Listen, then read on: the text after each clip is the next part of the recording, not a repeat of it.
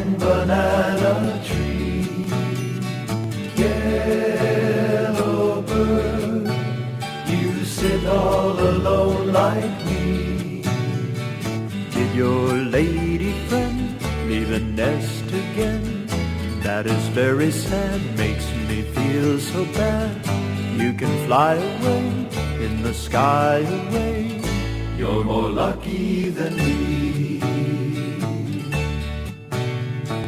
I also had a pretty girl. She's not with me today. They're all the same, the pretty girls. They tend the nest, then they fly away. Scott Carpenter. I tried to make a bigger picture of him, and all I kept. This is just from the regular printer, but I have a better picture, but it's smaller. And then I got a 5x7 one, but for some reason it shaved off part of this. Yeah. So I didn't bring that one either. That's all right. And I'm going to give him this DVD. Open it up. I'll show you how Nick did it. Isn't that cool? Oh, yeah. And I'm going to have him sign mine, yeah. So, cool. Nick just called and said he's on his way. So, you excited? Yeah. Don't be nervous. Waiting anxiously for one of the right stuff. There's 3 of them left out of 7. So this is like the Magnificent 7 of the Mercury program. This is the original 7 astronauts. It doesn't get any cooler than this, and it's actually more fun to meet somebody like Scott Carpenter than it is to meet a shuttle astronaut, because these were the pioneers of space that first started it all. These were the guys that had the guts. You know, these are like the cream of the crop. This is what makes it so much fun. And he's about to come over here. I'm about to give him a DVD, and you're going to meet him too. And then just keeping an eye out for him. Yes, hey, I heard Hello. there's going to be a famous astronaut in here today. Hi, Bruce, how are you? I think you Carpenter. Bruce, yes, I met you yesterday, but it's a great honor and privilege and a pleasure to give this to you. It's a DVD yes. I made along with Nick, and it's a little bit. It's a token of our appreciation to all your dedication to the space program out here. Great. And you're going to love it. I know. You're going to love this it. is a marvelous thing that has been done. I don't know whether you're responsible for it, but if you're, I am responsible. I take full responsibility that's for it. marvelous. Thank But you. he's the one that narrated it. Yeah. We love the space program. We do these. This is the second one we've done. Oh boy, And that's just great. couldn't come at a better time because you're out here, and I wanted to give it to you personally. Well, And I think you'll love it. I really I'm do. glad you did that, because I cherish the opportunity to praise you for doing it. Well, thank you. It's a very important thing. You ought to get some sort of a NASA award for it. You know what, though? We want to do one for each individual astronaut, too. I think the next one we're going to do is Gus Grissom. Okay. And then you're going to be there, too. But Okay, this, well, is, that's this is great. the Mercury flight. That's basically what that It's is. all the guys from Pad 14. Yeah. This is you and Yes, John and Wally great. and Scott and Gordo. That's great. A lot of research We went, and a lot of love we went went into out to that. the pad and we shot it out there. We went to different areas of the pad and talked about each flight. I talked about your flight when we were up at the crest of the pad with the blockhouse in the background. And did a little discussion on all the Pad 14 flights, and that's for you. And it's with our respect and our love and our gratitude for everything you've done. Well, that's great. I must tell you, I mentioned John Stewart from the Kingston Trio. Trio, right. He was a guest of mine. We've come to be good friends for John's second launch. Discovery, yeah. And he brought his camera, and he brought his poetic mind, and with me as sort of a on-camera narrator and subject, he shot a film, and it's the background is a song he wrote, and the lyric, part of the lyric is, "Johnny's gonna ride the lightning once again," Wow. and it's a good folk rock song. That's I beautiful. have a copy of that. and this will go next to it as a place of honor. Oh, Mr. Carpenter, this is my wife, Debbie, by the way. Debbie? Oh, She was. Hi. She took the day off specifically to meet Hi. you. Yes, I'll come and shake your hand and I stuff get in a you. minute, I get okay? you. The space program. We spent a lot of time going out to pads. And the idea just began to take shape one step at a time. Bruce got some new video equipment. I said, well, let's do something about the program. We talked about the idea of doing a briefing. And then we ended up, I said, well, we've got these badges. I said, let's go out to the pads. Let's go where the history actually happened. So then that graduated from an overview of Mercury, Gemini, Apollo to focusing in on Mercury. And then from there went into focusing on each of the 7 astronauts, which is a project that we're going to start next. But the one we just did for Pad 14 was just a lot of fun. We really enjoyed it. Yeah. Well, the terminology I will use is outmoded, but you've got something in the can here that's really good. You'll love it. I appreciate I know you will. Yeah. And Debbie, you have a question to ask, don't you? Yeah, I heard about Yellowbird. What's the significance of Yellowbird? John, well, I like the song, and it was sung in those days. Harry Belafonte sang it too, but a good singer and a good friend of mine named John Gary sang it on tour here, and somehow or other I got associated with that song. And when we met here for years afterward, I was asked to get the rest of the Mercury guys to join me in singing that song. And everybody got very tired of that, and it's not done anymore. That's what I heard. But John Gary came through Houston, and this was in the 70s, and we went to see him downtown. And after the show, we went backstage, and a fan had left a little canary in a bamboo cage with a note that said, "If I were a yellow bird, I'd fly away with you." Oh, But he couldn't take the bird on his trip with him, so he gave him to us. It was late when we got home. We put the cage on the dining room table and went to bed, and woke up the next morning. The cage was on the floor, the door was open, there were feathers all around, and a satisfied cat. cat. I was going to say you have a cat, yes. That's probably what my cats would do with it too, I'm I afraid. told That's cats for you. I told Yeah. Laura from now on, whenever I hear that song, I'll think about that story. Yeah. I am a total nut on space, especially early history. Well, that's where all And the good guys and it's a privilege to know Nick too and be his friend. Mm-hmm, sure is. I hope that's not too small for you. Nope. He did it. All right. Thank you, sir. Oh, good. I think it's I spelled was right, looking too. over there for a picture. I just needed Nick's expertise to find it. And unfortunately, you have to go back to work. But this made my day. This made my week. This made my year, actually. Outstanding. Well, I've got a good memento, You sure do. for which I thank you again. And this, whose That's great. Sharpie is this? Oh, It's that's Bruce's. yeah, that's Bruce's. And there's no place to go, so you might as well be content with. The other thing is you work in 0G, and that subjectively makes small spaces bigger. Oh, really? Huh. What was the view like? Spectacular, I bet. cubed, Yeah. Can you describe it? What was it? hard, It's hard to describe. yeah. Yeah. Wasn't that cool? That was 44 years ago yesterday. And I remember being in 3rd grade and watching you blast off. They rolled in a black and white TV on a big stand, and this is when America was really into all the shots. And we watched enthralled as you took off, and then we were all glued to the TV when Cronkite said, "We think we've lost an astronaut." They weren't sure, and you were out there enjoying yourself, swimming around, right, or just floating around. Yeah, I Yeah. remember that too. I Yeah. have apologized to him for scaring him.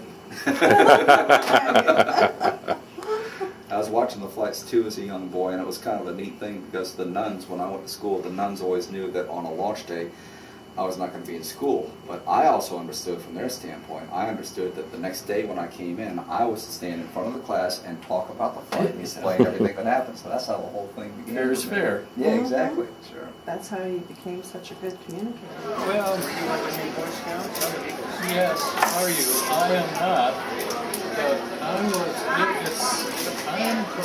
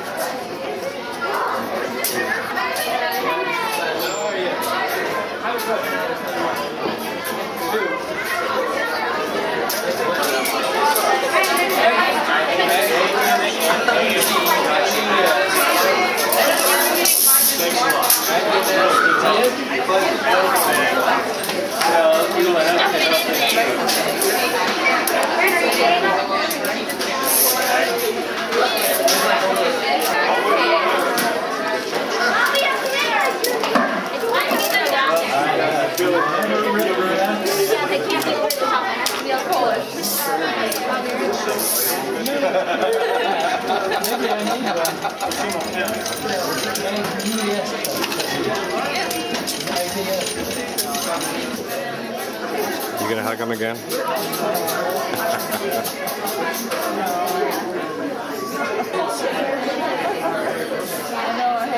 Ready for us to give it.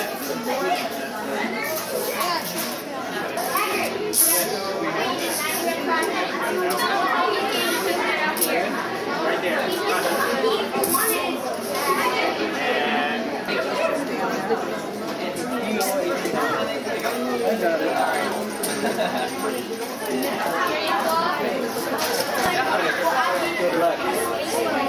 How are you?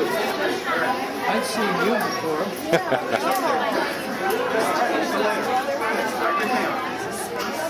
Okay. His name. Greg, G-R-E-G.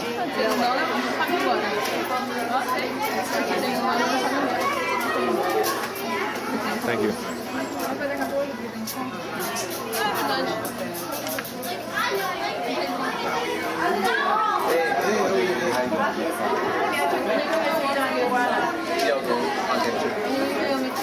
Okay. N-O-A-H. Oh.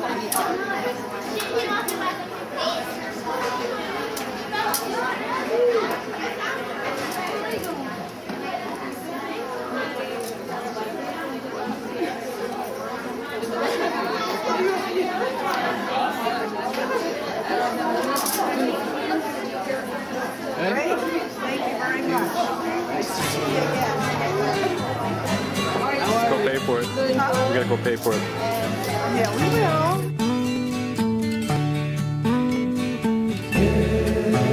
Yellow bird up high in banana tree. Yellow bird, you sit all alone like me. Did your lady friend leave a nest again? That is very sad, makes me feel so bad. You can fly away in the sky away. You're more lucky than me. I also had a pretty girl. She's not with me today. They're all the same, the pretty girls. They tend the nest, then they fly away. Yellow bird up high in banana tree. Yellow bird, you sit all alone like me. Better fly away in the sky away. Pick her coming soon, pick from night to noon. Black and yellow you, like banana too. They might pick you someday. Wish that I were a yellow bird. I'd fly away with you. but I am not a yellow bird. So here I sit, nothing else to do. Yellow bird, yellow bird, yellow bird, yellow bird. That's why. Hell of a system. I know, yeah. Let's see, they got this. Okay, there's that.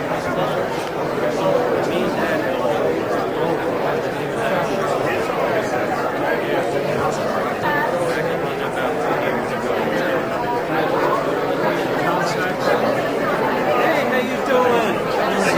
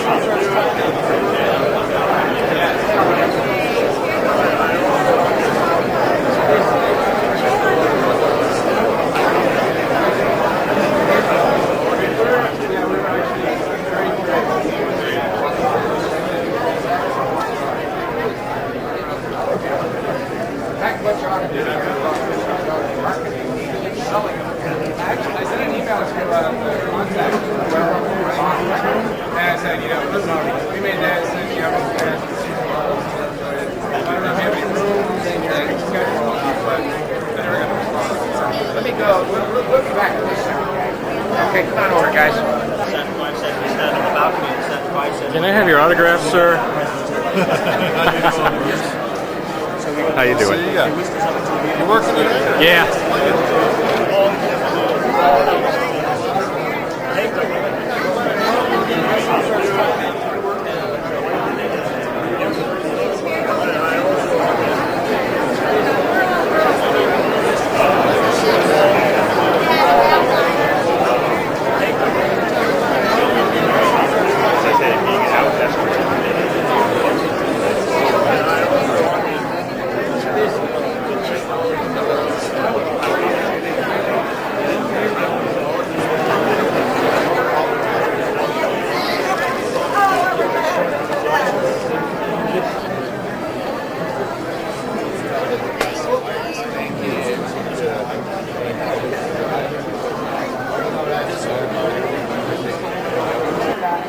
Hey, Bruce. Hey! ya? Okay.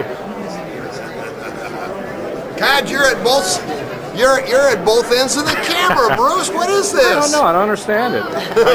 How you doing?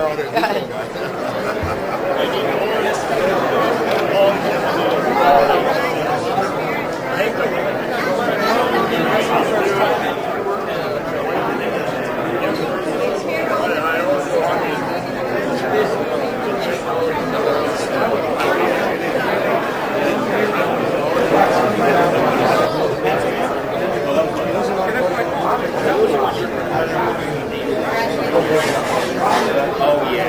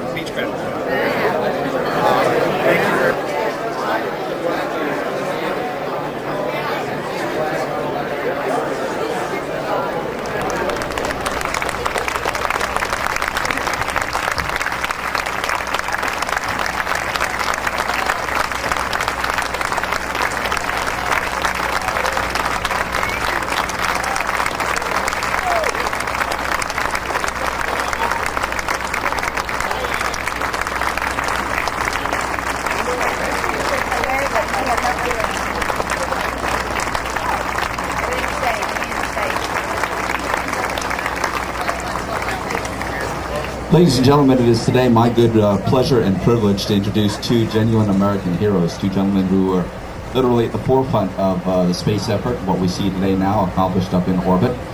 Our first guest today was born in Cambridge, Ohio. He was commissioned in the United States Marine Corps in 1943, and he served as a Marine Corps fighter pilot during World War II and Korea. He attended test pilot school at Patuxent River, Maryland, and in July of 1957, he served as the project officer for Project Bullet.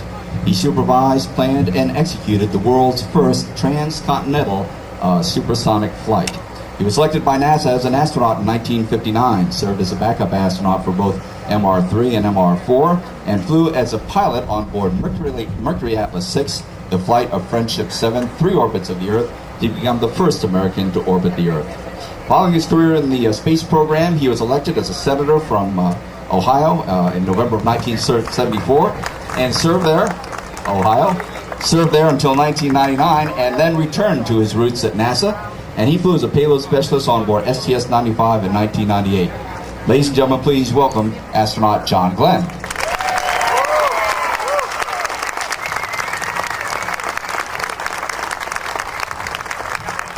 Our second guest was born in Boulder, Colorado, commissioned as an officer in the Navy in 1949, designated as an aviator in 1951. During the Korean War, he flew submarine patrol, aerial mining, and intelligence missions.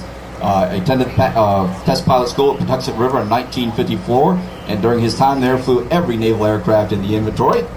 He was selected by NASA as an astronaut in 1959, served as John Glenn's backup pilot on MA6, and flew as a pilot on board MA7, the flight of Aurora 7. 3 orbits around the Earth, which highlighted scientific exploration. And then after his career at NASA, he turned his attention to the sea. He joined the Man the Sea program, Project Sea Lab, and during one of his expeditions to the bottom of the ocean, he spoke to 2 astronauts who were orbiting the Earth on board Gemini 5, probably the first truly long-distance phone call in the history of aquanautics and aeronautics. Ladies and gentlemen, please welcome Scott Carpenter.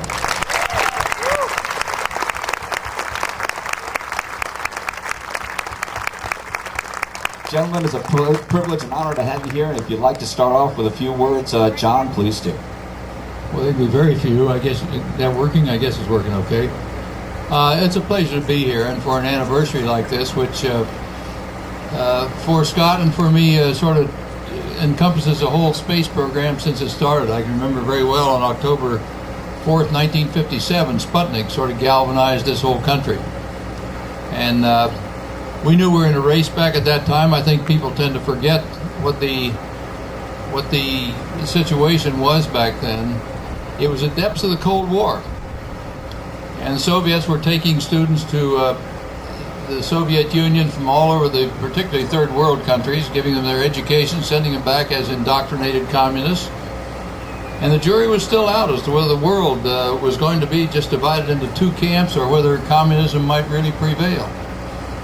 And we didn't believe that, of course, but they were making great strides. And they were claiming technical superiority to the United States in technical matters and research. And they were proving this by sending their boosters up, while ours too often out here were blowing up on the launch pad. And so it was a time of great testing, and it was sort of that background into which we came into the program, as our MAN program we were in competition with them. I think President Eisenhower probably made one of the best decisions made about that time, in that he decided that our program would not be secret as the Soviet program was, but it would be completely open for the whole world to share. And so when our program started, there was just a huge outpouring of support for it, not only in our own country, but from other nations around the world.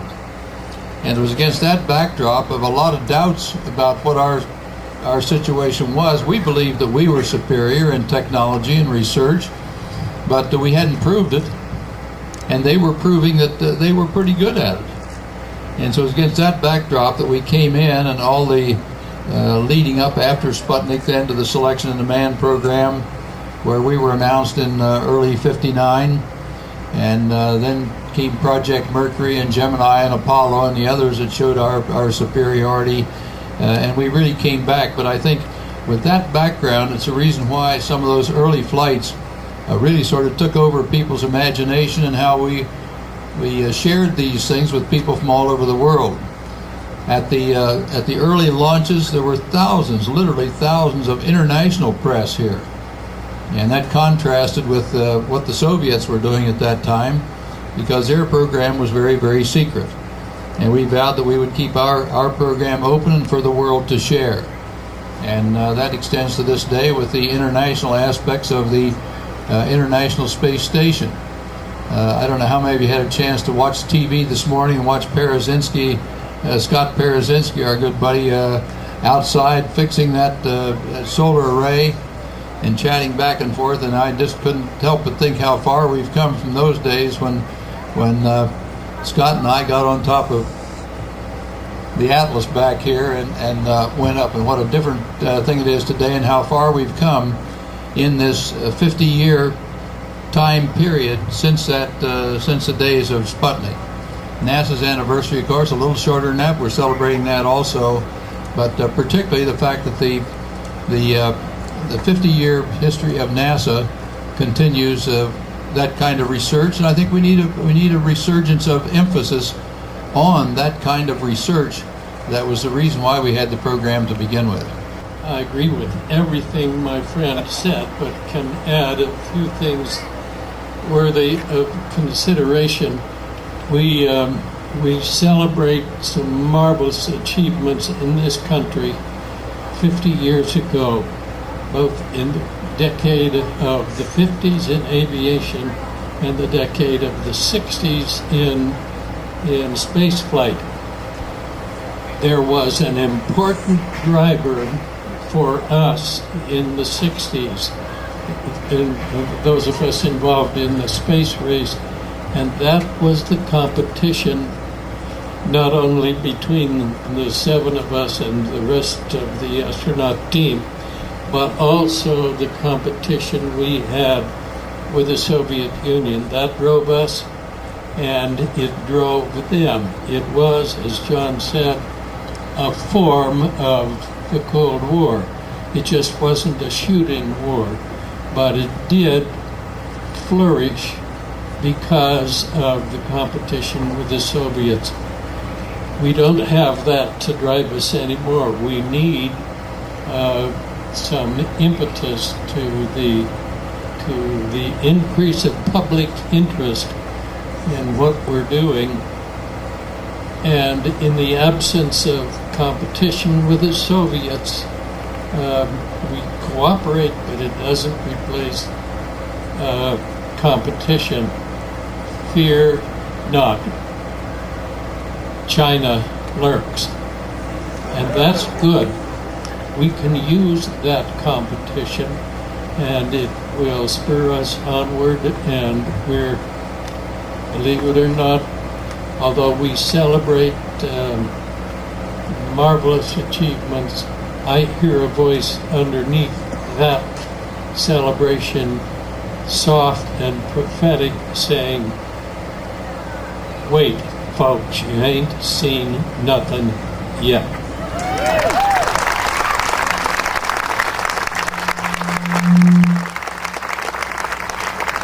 Gentlemen, we're going to go ahead and... Yes, John. Can I say one other thing? I think Scott and I are both very conscious of the fact that we started out with 7, and we're the 2 that are left. And just coming out here on the Cape brings back so many memories of all the work we did with all the people back in those days, and with the ones who have departed now, and that sort of brings you face to face with your own mortality, I guess, as you get older. But that's the way it is, and we keep plugging along. But we have a lot of great memories of that crew back then.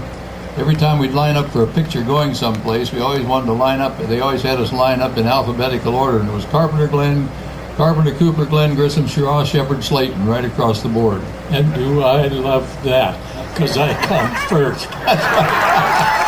He was the first on the cut line under the picture.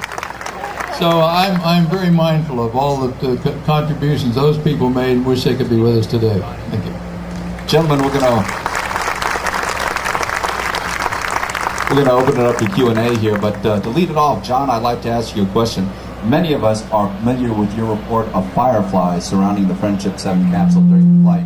You came back and you debriefed, And there was a gentleman on the debrief board, I believe by the name of George Ruff, who had a very interesting take on your report of fireflies. Could you tell us a little bit about that? Back in those days, we had the psychiatrists were big in the program then in our selection, and then they people didn't know what effect space flight might have on you, so the psychiatrists were with us, and the chief one was George Ruff from the University of Pennsylvania, a good guy. And when we came back, and I had seen these what turned out to be moisture particles that had a particularly luminous, glowing gold color to them, just as the first light of sun came out and hit this field of fireflies. And at the debriefing, I was describing this, and George Ruff, who had a habit, we was talking to you, of laying his head over one side and the other, which was a little disconcerting in itself. And as I finished up this description, George leaned his head over on one side and sort of grinned and said, "What did they say, John?" We're going to open it up to questions, so if you have a question, we'll start with the young man right here. I would like to know, what do you think is your greatest achievement? Space flight. John? Mary and Annie. Mary and Annie. She's right down here in front. Annie, stand up. Annie? Annie Glenn.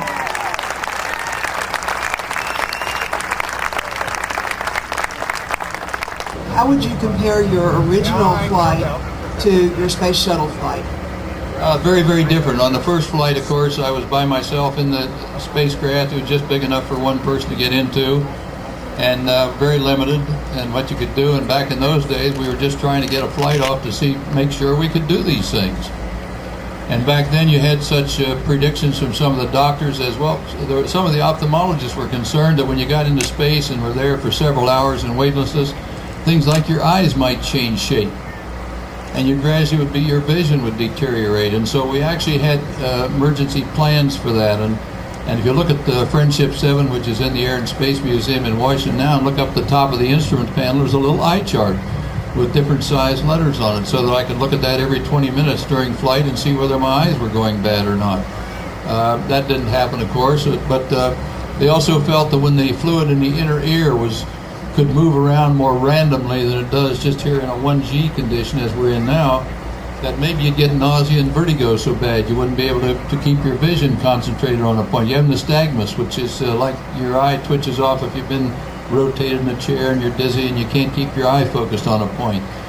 So they were concerned about things like that, and even such things as whether with a 3-axis controller, could you look out the window, which we had to fight to get put in the spacecraft, but look out the window and coordinate such things in a way that you could orient the spacecraft properly. So that was what some of the problems were at that time. Now, by the time we got to the second flight in '98, there were some 120-some flights, I think, in between, manned flights in between. And so we put those things behind us, and the purpose of the flights now are to do basic fundamental research. And on that flight, we had 83 different research projects on that flight, and Columbia, before it burned up, had 90 different research projects. So the purpose of the whole flight had switched. And of course, in the shuttle, you had a lot more space to float around. You had 7 people on board, and everybody had some of these projects where they were assigned to carry out while you were up there. So the purpose had really changed, and the attitude toward the danger perhaps had changed a lot.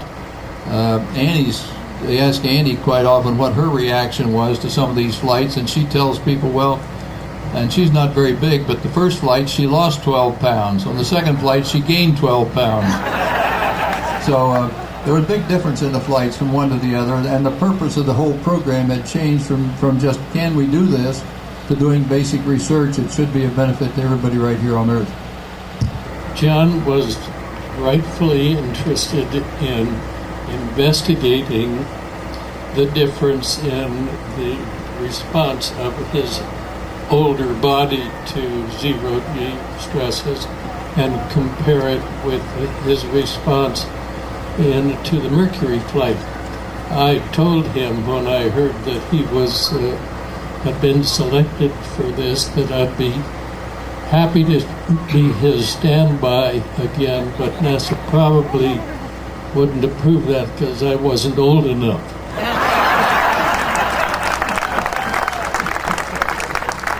that was the other thing. The reason why I was up there the second time was do studies on aging. What we found, and NASA has charted some 52 differences in the human body that occur in space. And there are about 8 or 9 of those things are things that happen to you as you get older right here on Earth. Now, the younger astronauts, when they come back, recover and their bodies return to normal. Here on Earth, as we age, and you have things like the body's immune system changes. You're less resistant to disease and infection. And the same thing happens to the younger people in space once they've been up there for several days. Protein turnover, protein replacement in the muscles goes down for the elderly right here on Earth. And the same thing happens to younger astronauts up there and on a number of things like that. And so this was put out for study before I was assigned that. It was put out for study to scientists all over for over a year for their comment. And the National Institute of Aging, which is part of NIH in Washington, also was interested in this and sponsored it too. And I was just glad to be able to get back up there again and contribute. Right now, what we need sometime in the future, and I'm sorry it isn't happening already, is more people in that age bracket of 75 to 80 going up, so we have a database that means something. Right now, in science terms, n equals 1, and I'm the one. The only person of that age that's been up there for a trip, and we need more of those so that scientifically it means more. So if we had 7 or 8 people had been up there, well, we'd have a database that meant a lot more than it does now. So I hope we get back to that one of these days, because we're just getting into the baby boomers, starting to get into senior citizen status, and it's going to be an increasing problem, and I think it's something NASA should take on head on and do something about it, because they're in a unique position to study this. Did you ever have that feeling at any point in the mission, John, where you said to yourself, what the heck am I doing here? Yeah, an interesting answer to that question is yes, that happened to me, but I was, I recognized the fact that I asked that question of myself, what am I doing here with this crazy idea? But it always came at a time when I was overtired, fatigued. Since I got sleep deprived, I knew why I was doing what I was doing. I think we all asked ourselves that question, what are we doing here? Because it was so new and untried, and were we going to lose some people in those early days? And why volunteer for something where I know we sort of in our ghoulish comments sometimes would be talking about these things. I thought we'd lose at least one person on Project Mercury, possibly 2. And so you had some of those doubts, but it was important for the country, and we went ahead and did it, and that was that. What did you think of the Atlas? Because it had like a tendency to explode a lot. How did you feel about the Atlas because it had a tendency to explode a lot? We didn't like that.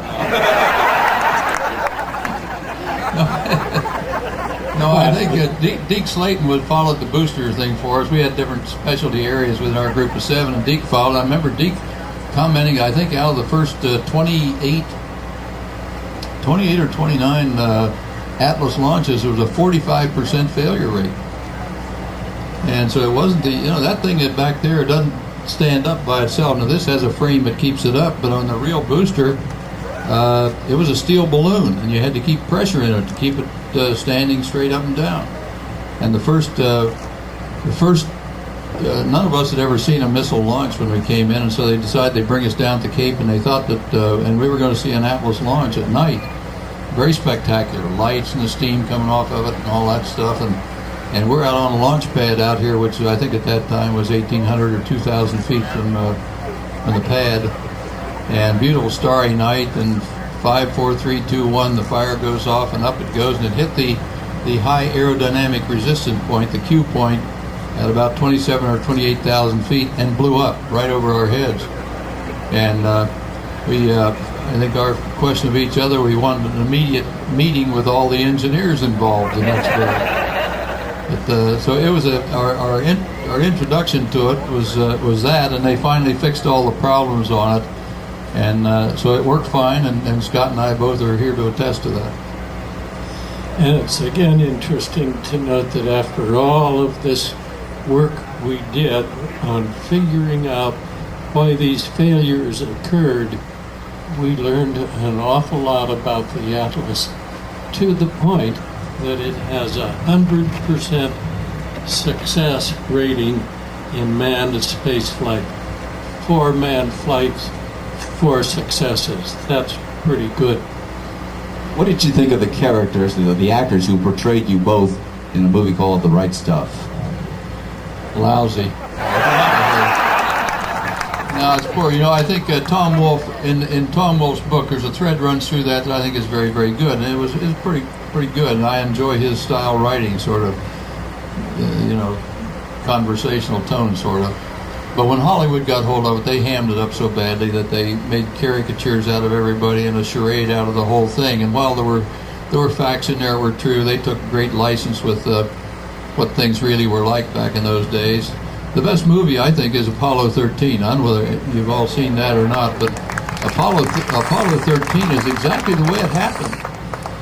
Jim Lovell lived just a few doors from where Scott and I lived down there, just around the end of the cul-de-sac, water cul-de-sac there in Houston. And so Jim was a neighbor, and when he got in trouble, I had left NASA by that time, but I went back down there, was in the observation area during the rest of the mission.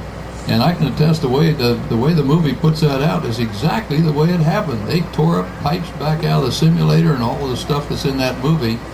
And it sounds like it's a cheap Hollywood trick there, but it was not. That's the way it actually happened. So that's the best movie, and I didn't think much of Right Stuff. That was pretty poor. Yeah, what John said about Apollo 13 is quite true. That was a very well done documentary. The Right Stuff is not a documentary.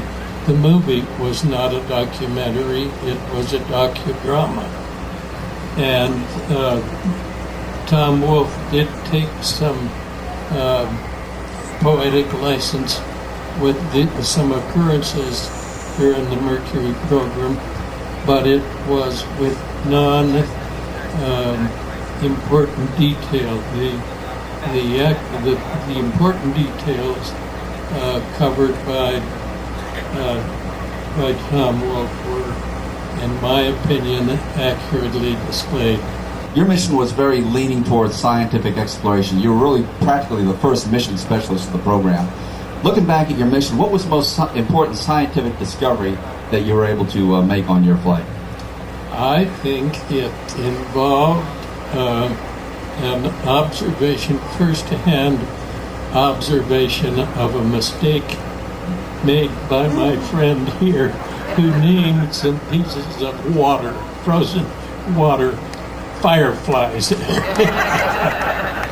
They weren't, but it's an understandable mistake. But in those days, when there were so many unknowns, there was a large group of people within NASA, because of John's decision to name these things fireflies, who thought, good Lord, are there really living critters out there 250 miles up?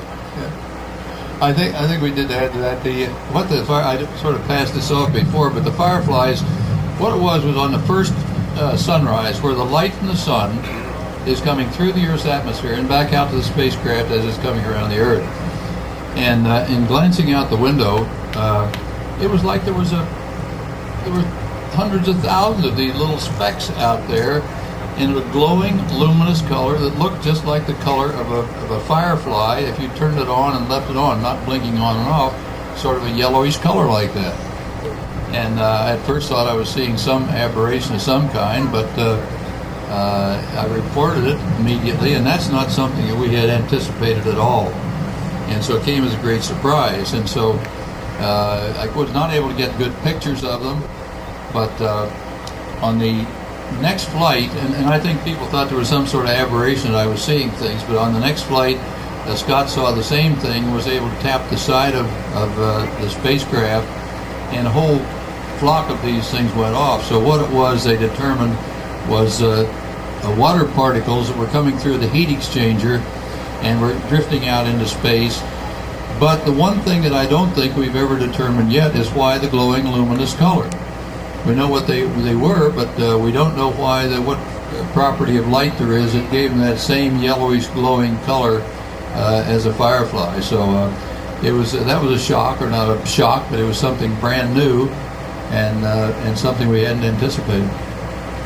John, on both of your missions, you had what might be considered somewhat of cliffhanger endings. On MA6, there was the perceived problem with the heat shield. On Discovery, the door to the parachute compartment fell off during launch, and you had that to look forward to.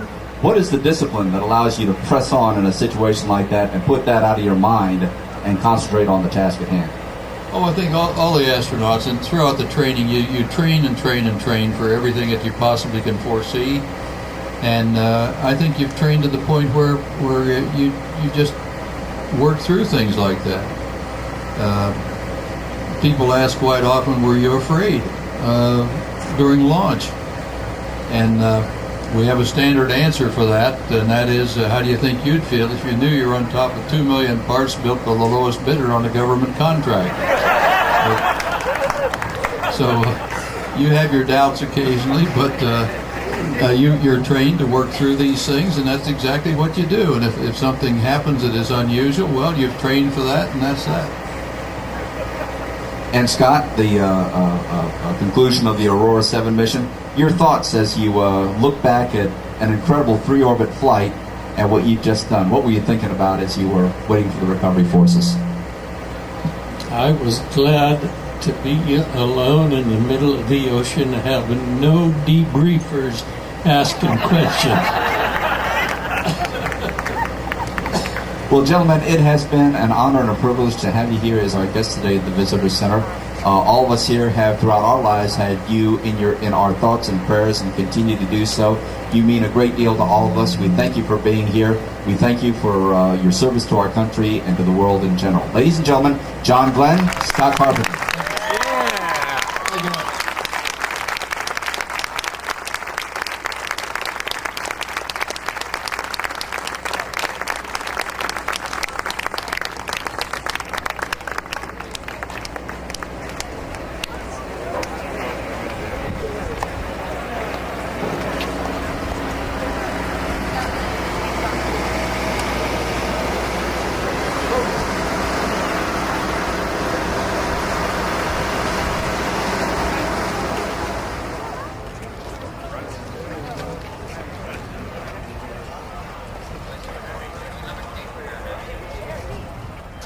Space pioneer Scott Carpenter died today after suffering a stroke.